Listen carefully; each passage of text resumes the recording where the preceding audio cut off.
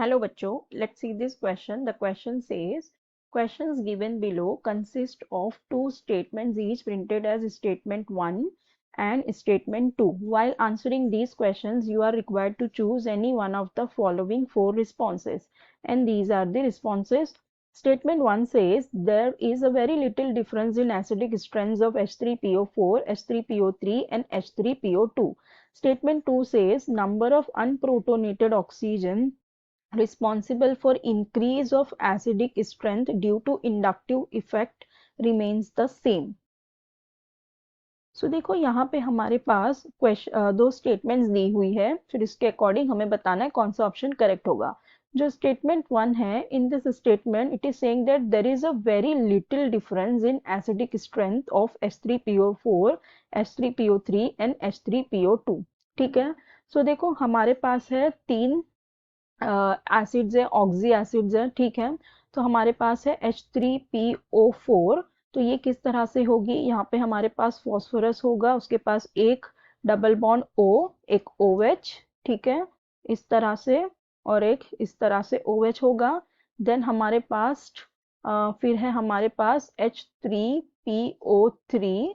तो ये किस तरह से होगा, यहाँ पे इस तरह से एक OH होगा, एक OH यहाँ पे इस तरह से होगा और एक H होगा. फिर हमारे पास है H3PO2. तो इस केस में हमारे पास होगा इस तरह से. ठीक है. तो देखो यहाँ पे हमें क्या कहा गया है कि there is a very little difference in acidic strength of H3PO3. So yes, this statement is very true. बिल्कुल सही स्टेटमेंट है ये. यहाँ पे जो हमें तीन ऑक्सी एसिड दिए हुए हैं, इनके अगर हम एसिडिक स्ट्रेंथ देखें तो इनके एसिडिक स्ट्रेंथ में बहुत ही कम डिफरेंस होता है. ठीक है, इनकी एसिडिक स्ट्रेंथ नियरली सेम होती है, बस बहुत कम कम डिफरेंस होता है इसमें. ठीक है. अब जो हमारी सेकंड स्टेटमेंट दी हुई है, ये कह रही है number of unprotonated oxygen responsible for increase of acidic strength due to inductive effect remains the same. तो देखो यहाँ पे हमारे पास अब जो ये ऑक्सी एसिड दी हुई है, ठीक है, यहाँ पे देखो हमारे पास तीन OH है. अब यहाँ पे जो इन ऑक्सी एसिड्स की एसिडिटी होगी, ये डिपेंड करेगी ये जो OH ग्रुप लगे हुए हैं यहाँ पे इन पे. ठीक है, क्योंकि जो ऑक्सी एसिड्स के जो हाइड्रोजन डोनेट होते हैं, जो एसिड हाइड्रोजन डोनेट करती है, वो वही वाला हाइड्रोजन डोनेट कर सकती है जो ऑक्सीजन से बॉन्डेड है. ठीक है, जो ये ऐसे डायरेक्टली बॉन्डेड है वो ये वाला हाइड्रोजन को डोनेट नहीं कर सकते. वो हाइड्रोजन कहाँ से डोनेट करेंगे, जहाँ पे ये OH है तो यहाँ से ये हाइड्रोजन को डोनेट करते हैं. ठीक है, तो मतलब इन्हें हम क्या कहते हैं, अनप्रोटोनेटेड ऑक्सीजन. ठीक है, इन्हें हम कहते हैं अनप्रोटोनेटेड ऑक्सीजन, अनप्रोटोनेटेड ऑक्सीजन. सो ये इन्हीं अनप्रोटोनेटेड ऑक्सीजन को ही डोनेट कर सकते हैं. तो यहाँ हम H3PO4 की बात करें तो यहाँ इसके पास तीन अनप्रोटोनेटेड ऑक्सीजन के पास जो ये हाइड्रोजन हो जाएंगे, ये सिर्फ इसी को डोनेट कर सकते हैं. तो यहाँ पे ये तीन को डोनेट कर सकते हैं, यहाँ पे ये दो हाइड्रोजन डोनेट कर सकता है, यहाँ पे ये एक कर सकता है.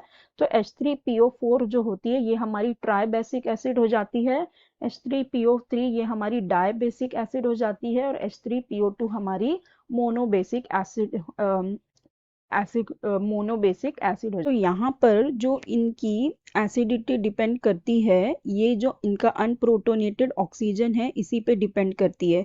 जितना ज़्यादा उनके पास अनप्रोटोनेटेड ऑक्सीजन होगा उतनी ज़्यादा उसकी क्या होगी, एसिडिक स्ट्रेंथ होगी. इसलिए H3PO4 ज़्यादा एसिडिक स्ट्रेंथ शो करता है then H3PO3 and then H3PO2. क्योंकि यहाँ पे देखो बाकी क्या हो रहा है, खाली अनप्रोटोनेटेड ऑक्सीजन जो है इसमें डिफरेंस आ रहा है, बाकी तो क्या है, ये सेम ही है. So for increase of acidic strength due to inductive effect, तो क्या है, इनका सेम ही है. तो इसका मतलब ये डिपेंड करती है इस OH ग्रुप पे. ठीक है, तो ये हो गई हमारी ट्राई बेसिक एसिड, ये हो गई हमारी डाई बेसिक एसिड, और ये हो गई हमारी मोनो बेसिक एसिड. तो इसका मतलब हमारा जो स्टेटमेंट 1 था वो भी बिल्कुल करेक्ट था, और स्टेटमेंट 2 भी बिल्कुल करेक्ट है, और जो स्टेटमेंट 2 है ये करेक्टली एक्सप्लेन भी कर रही है स्टेटमेंट 1 को, तो इसका मतलब हमारा कौन सा करेक्ट हो जाएगा, that statements both the statements are true and statement 2 is the correct explanation of statement 1।